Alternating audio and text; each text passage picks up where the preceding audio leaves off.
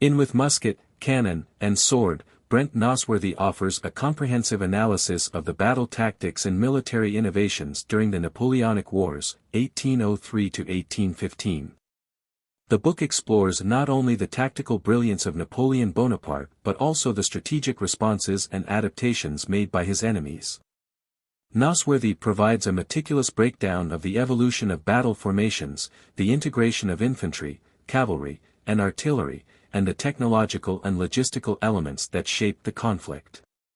The book seeks to explain how both Napoleon and his opponents used these elements to gain tactical advantages in the most crucial battles of the Napoleonic Wars. 1. Napoleon's tactical genius. Maneuver warfare. Napoleon's hallmark was his ability to move forces quickly and decisively. His tactics were based on the use of interior lines, the ability to move troops within one's own lines faster than the enemy can move along exterior lines, and rapid concentration of force at critical points on the battlefield. This allowed him to deliver a decisive blow at the most vulnerable part of an enemy army, often before they could react effectively. Centralized command. Napoleon's control of the battlefield was highly centralized. He gave his commanders flexibility but maintained control over the strategic picture. This centralization allowed for rapid decisions, something that was often absent in the more bureaucratic armies opposing him. Living battlefield concept. Napoleon employed a concept where he viewed the battlefield as a dynamic, changing environment, constantly adjusting to developments in real time. His ability to read the flow of battle and adjust his plans was crucial to his success. 2. Innovations in formations and combat techniques. Column versus line. The book examines the use of the column and line formations, two dominant tactics during the Napoleonic Wars. The column, used predominantly by Napoleon, the column was a dense formation that enabled quick, concentrated attacks. It was highly maneuverable and effective in breaking through weaker enemy lines. The column, however, had weaknesses, such as vulnerability to artillery in lack of sustained firepower. The line was a more traditional formation used by Napoleon's enemies, such as Wellington and the Prussians, that maximized the volume of musket fire. While slower to maneuver, the line allowed for greater firepower and defense, and it was more resistant to artillery fire. Mixed arms tactics. Nosworthy discusses how Napoleon integrated infantry, cavalry, and artillery into a seamless battlefield system. Infantry was used for close combat, while artillery softened up the enemy before the infantry attacked, and cavalry was used for reconnaissance, pursuit, and exploitation of gaps in the enemy's lines. This coordination was a hallmark of Napoleonic warfare. 3. Cavalry and artillery use. Cavalry. Napoleon's cavalry was not just used for traditional charges. He used it to screen his movements, flank the enemy, and execute pursuits after a victory. His cavalry also played a role in reconnaissance, allowing him to gather intelligence and find weaknesses in the enemy's formation.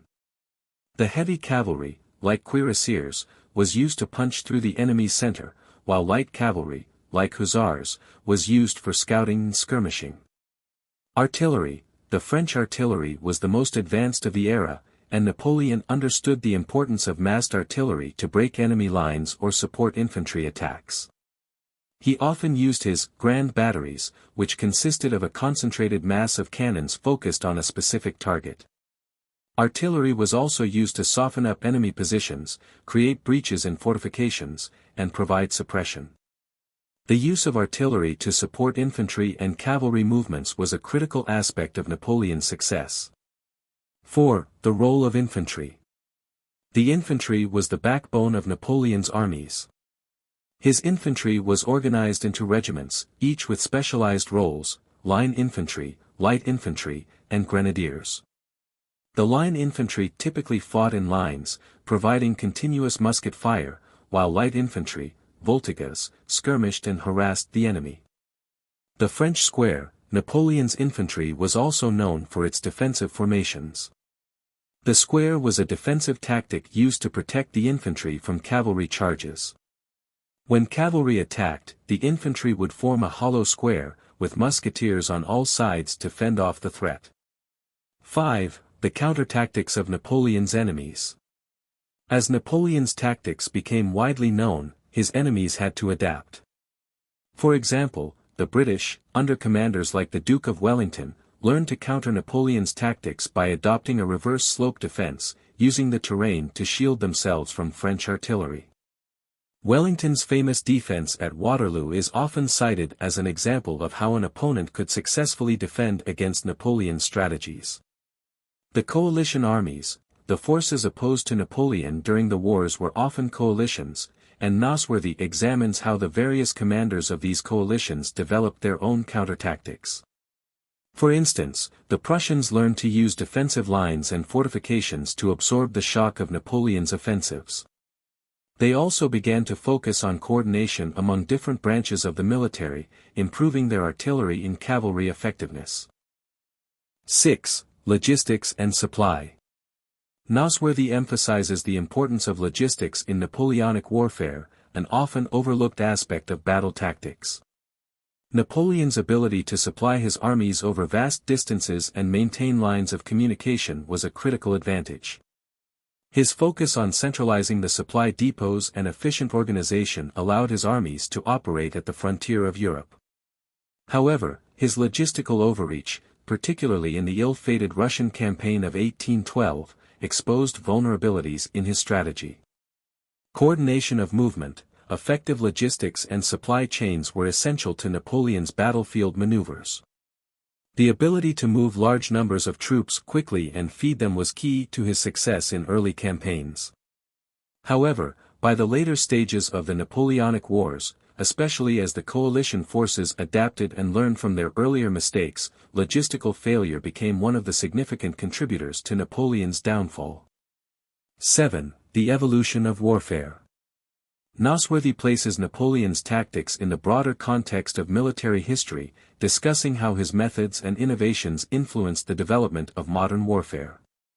Napoleon's focus on speed, mobility, and flexibility became central tenets of modern military doctrine, influencing tactics in future wars.